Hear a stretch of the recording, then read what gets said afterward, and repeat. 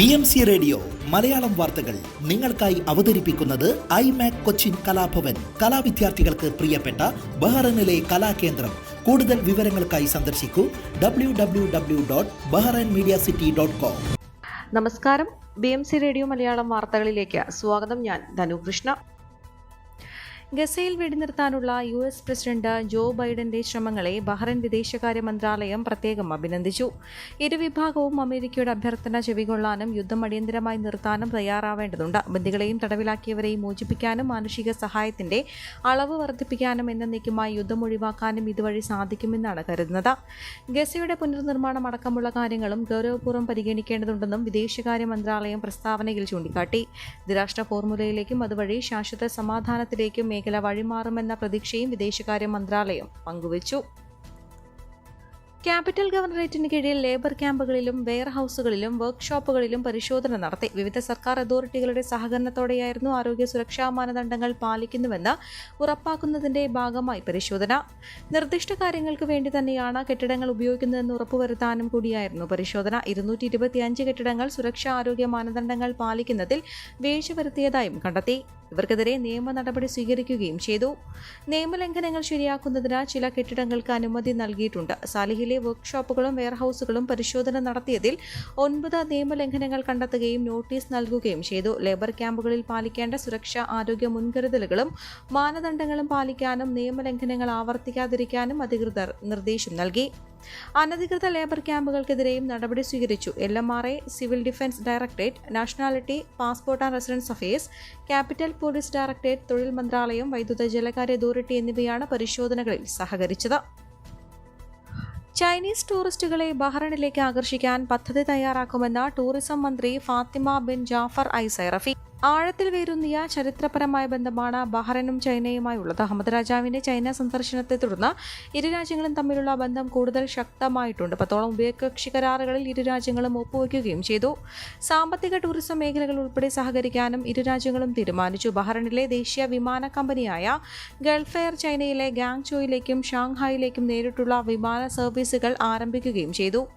ഇരു രാജ്യങ്ങളും തമ്മിലുള്ള നയതന്ത്ര ബന്ധം സ്ഥാപിച്ചതിന്റെ 35ാം വാർഷികം ആഘോഷിക്കുന്ന വേളയിലുള്ള ഈ സഹകരണ ടൂറിസം അടക്കം മേഖലയ്ക്ക് വലിയ പ്രയോജനം ചെയ്യുമെന്നാണ് വിലയിരുത്തൽ. ബഹ്റൈന്റെ ടൂറിസം സ്ട്രാറ്റജി 2022-26 അനുസരിച്ച് പ്രധാന ടാർഗറ്റ് മാർക്കറ്റുകളിലൊന്നാണ് ചൈന. ചൈനീസ് വിനോദസഞ്ചാരികൾക്ക് അനുയോജ്യമായ ടൂറിസം പാക്കേജുകൾ വികസിപ്പിക്കുന്നതിൽ സ്വകാര്യ മേഖലയുമായി സഹകരിക്കാനും ടൂറിസം മന്ത്രാലയം പദ്ധതിയിടുന്നു. ടൂറിസം മന്ത്രാലയവും ബഹ്റൈൻ ടൂറിസം ആൻഡ് എക്സിബിഷൻ അതോറിറ്റിയും ചേർന്ന് ചൈനീസ് വിനോദസഞ്ചാരികളുടെ താൽപ്പര്യങ്ങൾക്കനുസൃതമായി കൂടുതൽ വിനോദസഞ്ചാരികളെ ആകർഷിക്കാനുള്ള പദ്ധതികളും തയ്യാറാക്കും. BTA അടുത്തിടെ ചൈനയിലെ ടൂറിസം ഓഫീസുകളുമായി പങ്കാളിത്ത കരാറിൽ ഒപ്പുവെച്ചതായി മന്ത്രി വ്യക്തമാക്കി. കൂടാതെ ട്രാവൽ ഏജൻസികൾ, ഡെസ്റ്റിനേഷൻ മാനേജർമാർ, ഹോട്ടൽ സ്ഥാപനങ്ങൾ എന്നിവയ്ക്കായി ചൈനീസ് മാർക്കറ്റിനെക്കുറിച്ചും ചൈനീസ് ടൂറിസ്റ്റുകളുടെ ആവശ്യങ്ങളെക്കുറിച്ചും പഠിക്കാൻ BTA ശില്പശാലയും സംഘടിപ്പിച്ചിരുന്നു. ബഹ്റൈൻ ഒമാനി ഉൽപ്പന്ന പ്രദർശനത്തിന്റെ 2ാം പതിപ്പ് മനാമയിൽ ആരംഭിച്ചു. തൊഴിൽ മന്ത്രി ജമീൽ മുഹമ്മദ് അലി ഹുമൈദാന്റെ നേതൃത്വത്തിലാണ് പരിപാടി. ഒമാനിലെ ബഹ്റൈൻ എംബസിയുടെയും മനാമയിലെ ഒമാൻ എംബസിയുടെയും സഹകരണത്തോടെ ഒമാനി ബഹ്റൈൻ ഫ്രണ്ട്ഷിപ്പ് അസോസിയേഷനാണ് പ്രദർശനം സംഘടിപ്പിച്ചത്. സംരംഭകർ, സ്വയം തൊഴിൽ ചെയ്യുന്ന കുടുംബങ്ങൾ, സാമൂഹിക സുരക്ഷാ കുടുംബങ്ങൾ എന്നിവയുൾപ്പെടെ 38 ബഹ്റൈൻ ഒമാൻ എക്സ്പീറ്റർമാരുടെ ഉൽപ്പന്നങ്ങൾ ഇവിടെ പ്രദർശിപ്പിക്കുന്നുണ്ട്. പ്രശസ്തമായ ആഡംബര സുഗന്ധദ്രവ്യങ്ങൾ, കുന്തിരിക്കങ്ങൾ, മെഴുകുതിരികൾ, പലഹാരങ്ങൾ, ഭക്ഷ്യോൽപ്പന്നങ്ങൾ, സുവനീറുകൾ, കരകൗശല വ്യവസായ ഉൽപ്പന്നങ്ങൾ, മൺപാത്രങ്ങൾ, പൈതൃക ഉൽപ്പന്നങ്ങൾ എന്നിവ പ്രദർശനത്തിൽ ഉൾപ്പെടുന്നുണ്ട്. ഇരു രാജ്യങ്ങളും തമ്മിലുള്ള ബന്ധം എല്ലാ മേഖലകളിലും സുസ്ഥിരമായ വളർച്ചയ്ക്കും അടുപ്പത്തിനും വിധേയമായിക്കൊണ്ടിരിക്കുകയാണെന്നും ബഹ്റൈനിലെ Oman ambassador Sayyid Faisal Haraib Al Busaidi പറഞ്ഞു. സഹകരണം വർദ്ധിപ്പിക്കുന്നതിനും ഉഭയകക്ഷി ബന്ധങ്ങൾ ഏകീകരിക്കുന്നതിനുമുള്ള ആഗ്രഹത്തിന്റെ ഭാഗമായാണ് ഒമാനി ബഹ്റൈൻ ഉൽപ്പന്ന പ്രദർശനം ആരംഭിച്ചതെന്നും അദ്ദേഹം കൂട്ടിച്ചേർത്തു. ഇരു രാജ്യങ്ങളും തമ്മിലുള്ള സഹകരണത്തിന്റെ വിവിധ വശങ്ങളെയാണ് ഒമാനി ബഹ്റൈൻ ഉൽപ്പന്ന പ്രദർശനം പ്രതിഫലിപ്പിക്കുന്നതെന്ന് ഒമാനിലെ ബഹ്റൈൻ അംബാസഡർ ഡോക്ടർ ജുമ അഹമ്മദ് അൽ കാബി പറഞ്ഞു. ബഹ്റൈൻ വിഷൻ 2030-ന്റെയും ഒമാൻ വിഷൻ 2040-ന്റെയും ലക്ഷ്യങ്ങളുടെ ചട്ടക്കൂടിനുള്ളിൽ സംരംഭകത്തെ വിഭാഗത്തെ പിന്തുണയ്ക്കുകയും വികസിപ്പിക്കുകയും ചെയ്യുകയെന്നതാണ് പരിപാടിയുടെ ലക്ഷ്യമിടുന്നതെന്നും അദ്ദേഹം കൂട്ടിച്ചേർത്തു. ഉദ്ഘാടന ചടങ്ങിൽ ടൂറിസം മന്ത്രി ഫാത്തിമ ജാഫർ അൽ സൈറാഫി, ഇരു രാജ്യങ്ങളുടെയും അംബാസഡർമാർ, Omani Bahrain friendship association president Rudaina Amer Al Hajiri, ഇരു രാജ്യങ്ങളിലെയും ബന്ധപ്പെട്ട മന്ത്രാലയങ്ങളിലെ ഉദ്യോഗസ്ഥർ തുടങ്ങിയവർ പങ്കെടുത്തു. പുകയില വിരുദ്ധ പ്രചാരണത്തിന്റെ ഭാഗമായി മുഹറക് മലയാളി സമാജത്തിന്റെ നേതൃത്വത്തിൽ ഒരാഴ്ച നീളുന്ന പോസ്റ്റർ ക്യാമ്പയിന് തുടക്കമായി. രക്ഷാധികാരി Abraham John New Indian School principal ഗോപിനാഥ മേനോന് നൽകി പോസ്റ്റർ പ്രകാശനം നിർവഹിച്ചു. പ്രസിഡന്റ് അനസ് റഹീം അധ്യക്ഷനായിരുന്നു. ചടങ്ങിൽ ശ്രീകൃഷ്ണ സുരേഷ്, ഉപദേശക സമിതി ചെയർമാൻ ലത്തീഫ് കെ എന്നിവർ ആശംസകൾ അർപ്പിച്ചു. വൈസ് പ്രസിഡന്റ് അബ്ദുൾ മൻഷീർ പുകയില വിരുദ്ധ പ്രതിജ്ഞ ചൊല്ലിക്കൊടുത്തു. സെക്രട്ടറി ആനന്ദ് വേണുഗോപാൽ സ്വാഗതവും ട്രഷറർ ശിവശങ്കർ നന്ദിയും പറഞ്ഞു. ഇലക്ട്രിക് വയറുകളും മറ്റുപകരണങ്ങളും മോഷ്ടിച്ചതിന് 3 പേരെ അറസ്റ്റ് ചെയ്തതായി ആഭ്യന്തര മന്ത്രാലയം അറിയിച്ചു. ഏകദേശം 12,000 ദിനാർ വിലയുള്ള വസ്തുക്കളാണ് മോഷ്ടിച്ചത്. മോഷ്ടിച്ച ചില വസ്തുക്കൾ പ്രതികൾ വിറ്റതായും മന്ത്രാലയം കൂട്ടിച്ചേർത്തു. ബാക്കിയുള്ളവ ഷിപ്പിംഗ് കണ്ടെയ്നർ രാജ്യത്തിന് പുറത്തേക്ക് കടത്താൻ ശ്രമിക്കുകയായിരുന്നു. സദേൺ ഗവർണറേറ്റ് പോലീസ് ഡയറക്ടറേറ്റ് അന്വേഷണം ആരംഭിക്കുകയും തെളിവുകൾ ശേഖരിക്കുകയും ചെയ്തതിന്റെ അടിസ്ഥാനത്തിലാണ് പ്രതികളെ തിരിച്ചറിഞ്ഞതും അറസ്റ്റ് ചെയ്തതും. വിൽക്കാത്ത മോഷണ വസ്തുക്കൾ കസ്റ്റംസ് ഉദ്യോഗസ്ഥരുടെ സഹകരണത്തോടെ പിടിച്ചെടുത്തു. കേസ് പബ്ലിക് പ്രോസിക്യൂഷന് റഫർ ചെയ്യുന്നതിനുള്ള നടപടികളും സ്വീകരിച്ചു. കൊല്ലം പ്രവാസി അസോസിയേഷൻ ഹിത് ഏരിയ സമ്മേളനം കഴിഞ്ഞ ദിവസം KPA ആസ്ഥാനത്ത് നടന്നു. ഏരിയ കോർഡിനേറ്റർ റോജി ജോൺ ഉദ്ഘാടനം ചെയ്തു. ഏരിയ പ്രസിഡന്റ് സജി കുളത്തിങ്കര അധ്യക്ഷത വഹിച്ചു. KPA general secretary Jagat Krishnakumar സംസാരിച്ചു. ഏരിയ പ്രവർത്തന report area joint secretary Rajesh പന്മനയും സാമ്പത്തിക റിപ്പോർട്ട് ഏരിയ ട്രഷറർ ബ്രൈറ്റും അവതരിപ്പിച്ചു. 2024-26 കാലയളവിലേക്കുള്ള പുതിയ ഭരണസമിതിയുടെ തെരഞ്ഞെടുപ്പ് വരണാധികാരി ഏരിയ കോർഡിനേറ്റർ സ്മിതേഷ് ഗോപിനാഥിന്റെ നേതൃത്വത്തിൽ നടന്നു. പുതുതായി തെരഞ്ഞെടുത്ത ഏരിയ ഭാരവാഹികളുടെ പ്രഖ്യാപനം സെക്രട്ടേറിയറ്റ് അംഗം ബിനു കുണ്ടറ നടത്തി. President Akhil Krishnan, secretary Binumol Sivadasan, treasurer Bright Jolly Prakash, vice president Rajesh Panmana, joint secretary Vimal Murukesan, area കമ്മിറ്റിയിൽ നിന്ന് സെൻട്രൽ കമ്മിറ്റിയിലേക്കുള്ള പ്രതിനിധിയായി സജി കുളത്തിങ്കരയെയും തിരഞ്ഞെടുത്തു. നിയുക്ത ട്രഷറർ ബ്രൈറ്റ് നന്ദി പറഞ്ഞു. കോഴിക്കോട്ടും വയനാട്ടിലും വോട്ടെണ്ണൽ കേന്ദ്രങ്ങളുടെ പരിസരങ്ങളിൽ നിരോധനാജ്ഞ പ്രഖ്യാപിച്ചു. കോഴിക്കോട്, വടകര ലോക്സഭാ മണ്ഡലങ്ങളുടെ വോട്ടെണ്ണൽ നടക്കുന്ന Vellimadukunnu JDD group of institutions പരിസരത്ത് കളക്ടർ നിരോധനാജ്ഞ പ്രഖ്യാപിച്ചു. നിരോധനാജ്ഞ ഇന്നലെ വൈകിട്ട് 5 മണി മുതൽ ബുധനാഴ്ച രാവിലെ 10 മണി വരെ തുടരും. വയനാട് ലോക്സഭാ മണ്ഡലത്തിൽ ഉൾപ്പെടുന്ന തിരുവമ്പാടിയിലെ വോട്ടെണ്ണുന്ന Thamarassery Korangad saint Alphonsa senior secondary സ്കൂളിന്റെ പരിസരത്തും നിരോധനാജ്ഞ പ്രഖ്യാപിച്ചു. വയനാട്ടിൽ വോട്ടെണ്ണൽ കേന്ദ്രമായ മുട്ടിൽ WMO കോളേജിന് ചുറ്റും 1 കിലോമീറ്റർ പരിധിയിൽ നിയന്ത്രണങ്ങൾ ഏർപ്പെടുത്തി. ജില്ലാ മജിസ്ട്രേറ്റ് കൂടിയായ ജില്ലാ കളക്ടർ ഡോക്ടർ രേണുരാജ് ഉത്തരവിറക്കി. നാളെ രാവിലെ 4 മുതൽ ജൂൺ 5 വൈകിട്ട് 6 വരെയാണ് നിരോധനാജ്ഞ ഏർപ്പെടുത്തിയിട്ടുള്ളത്. നിയന്ത്രണ പരിധിയിൽ 5-ൽ കൂടുതൽ ആളുകളുടെ പൊതുയോഗങ്ങളും സമ്മേളനങ്ങളും കർശനമായി നിരോധിച്ചു. മെഡിക്കൽ അത്യാഹിതങ്ങൾ, നിയമപാലനം, അഗ്നിശമന സേവനങ്ങൾ, സർക്കാർ പ്രവർത്തനങ്ങൾ എന്നിവ ഉൾപ്പെടെ അവശ്യ സേവനങ്ങൾക്ക് നിയന്ത്രണം ബാധകമല്ല.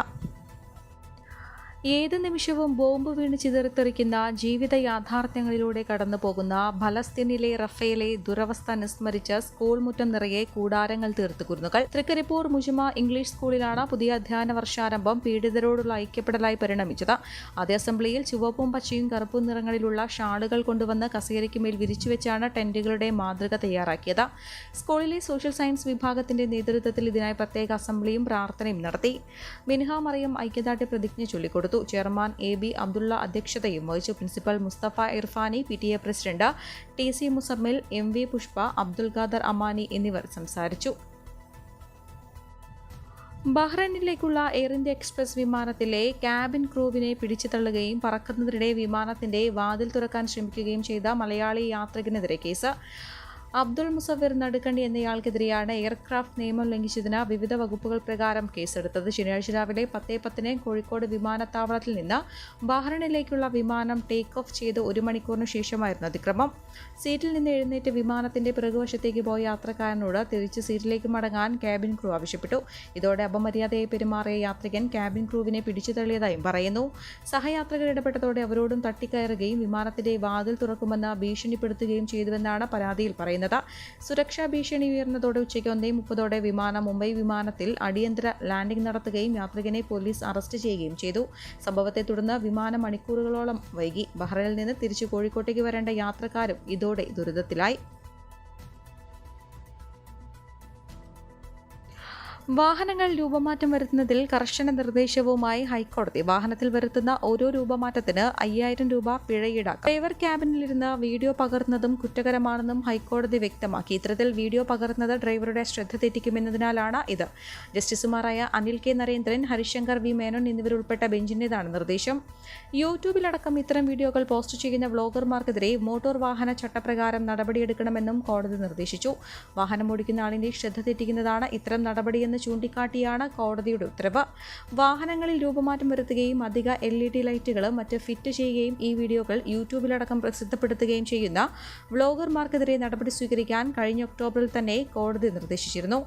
കാറിൽ നീന്തൽക്കുളം ഒരുക്കി യൂട്യൂബർ സഞ്ജു ടെക്കി യാത്ര ചെയ്ത സംഭവത്തിൽ മോട്ടോർ വാഹന വകുപ്പിൽ നിന്ന് ഹൈക്കോടതി റിപ്പോർട്ട് തേടി. തിങ്കളാഴ്ച ഇത് സംബന്ധിച്ച റിപ്പോർട്ട് ഹൈക്കോടതിയിൽ മോട്ടോർ വാഹന വകുപ്പ് സമർപ്പിക്കുകയും ചെയ്തു.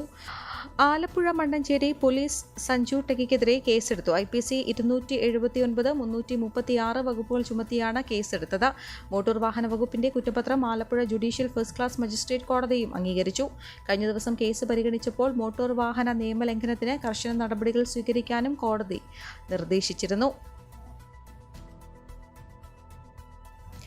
ഈ വാർത്തയോടുകൂടെ BMC റേഡിയോ മലയാളം വാർത്തകൾ സമാപിക്കുന്നു. നന്ദി, നമസ്കാരം.